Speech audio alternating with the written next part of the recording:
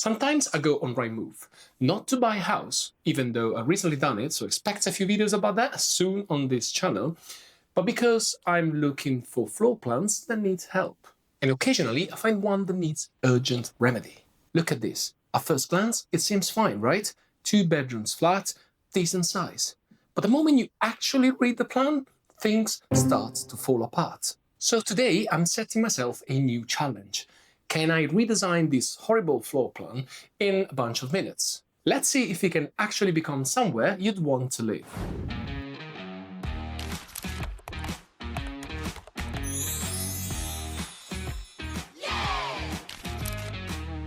If you're new here, welcome.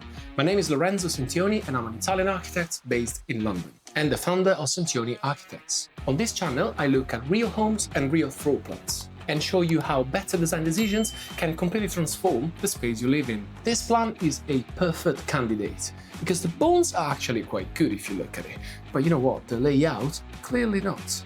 So let's open this in Rayon Design and let's see if we can rescue it.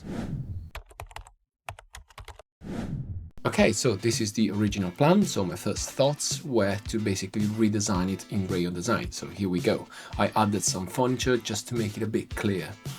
In terms of the problems of this flat, you've got a dogleg corridor, storage in improbable locations, the bedrooms right at the entrance, and so on. Before I start redesigning this plan, a quick thank you to Rayon Design for sponsoring this video. Rayon Design is the platform I use when I want to explore layout ideas quickly, exactly like we're about to do here. It's a fully web-based CAD platform built for architects and interior designers, but you know what? Also for people like you who want to test different layouts incredibly fast. For example, I can duplicate this plan instantly. Option A, Option B, Option C.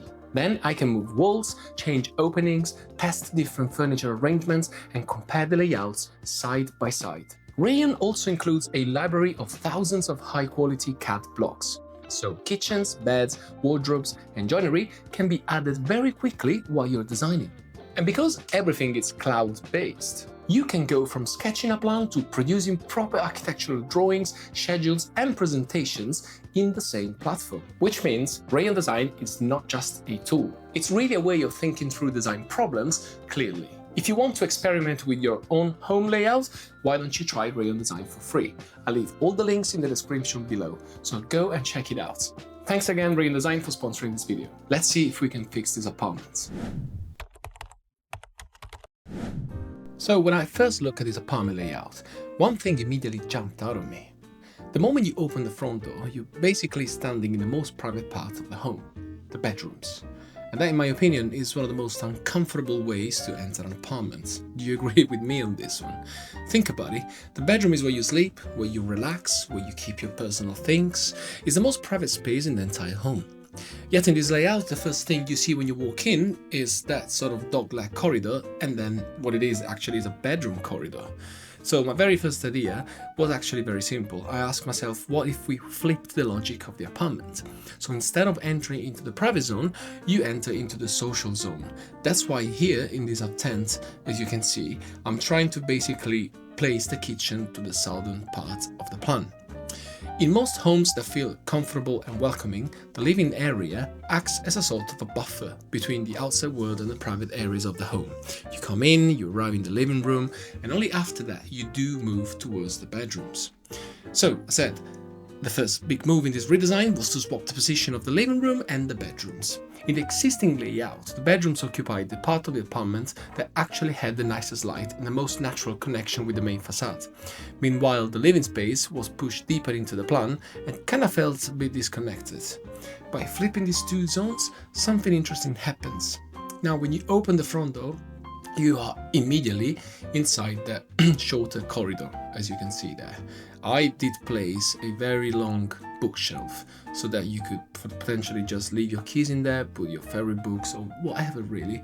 But the idea is that you don't get immediately right in front of the bedrooms. So this original apartment had this what we architects usually call a dogleg corridor really, which is instead of a simple straight path, it's kind of a corridor that bends and twists through the apartments. And I think that that kind of circulation is actually often very, very inefficient because you end up paying for square meters that don't really give you anything in return. So yes, as I said, my second objective was really to simplify the corridor as much as possible. However, there was a constraint that I didn't want to compromise on, which is the number of bathrooms. This was originally a 2-bathroom apartment, and reducing that to 1 would have made the apartment much less functional, I believe. Especially if 2 people, maybe a small family, could live there. So the challenge became a bit clearer. Can I improve this layout without touching the plumbing too much? Because this is usually one of the comments that I receive from you subscribers or followers or people that enjoy my content is, oh my god, that would be so expensive because you keep moving the plumbing. I said, yeah, okay, fair enough. These are exercises for you to show you what can be done. I'm not really looking at costs at the moment. By slightly adjusting the walls around the bathrooms and rethinking the way the corridor works, the circulation becomes much clearer in my opinion. So instead of that awkward dog-leg movement, you now have a much more direct and logical flow through the apartment. Another decision I made, as I mentioned before, is about the kitchen, really. I'm a big fan of kitchens that can be completely separated from the living space. Open plan kitchens can work in some cases, don't get me wrong, but they also come with downsides. For example, cooking smells, noise, visual clutter. Sometimes it's nice to be able to close the kitchen off when you need to. So in this design, I placed the kitchen in the bottom right corner of the plan. Originally, it was meant to have sliding doors to create some sort of continuity with the living room sandwiching between the bedrooms and the kitchen. However, right at the end of my thinking process, I thought to close the kitchen completely, as you can see from this plan. Once the kitchen was positioned there, the rest of the layout started to make a bit more sense in my opinion. So the living area became this sort of heart of the apartment. Yes, in terms of size, it is smaller than before. However, it's not shared with the kitchen. So it could in theory be smaller. So I'm not bothered by that because I do think it's actually a nicer proposition, this one here. The bedrooms are now moved to the quieter side of the apartment where they kind of feel more protected and private. And importantly, they're no longer the first thing you encounter when you walk in the door. So overall, I think the redesign wasn't really about adding more square meters or doing anything extravagant. It was really about reordering the logic of the space. Flipping the bedrooms with the living room, simplifying the corridor, and keeping the bathrooms roughly where they were to control costs. And designing a kitchen that can be either open or closed depending on how the space is used. Sometimes I think that's all good architecture really is. It's not necessarily making things bigger, but it's kind of making them make sense, if you see what I mean. Originally, this apartment made no sense. The moment you walked in, you were immediately in the bedroom zone, the most private part of the home.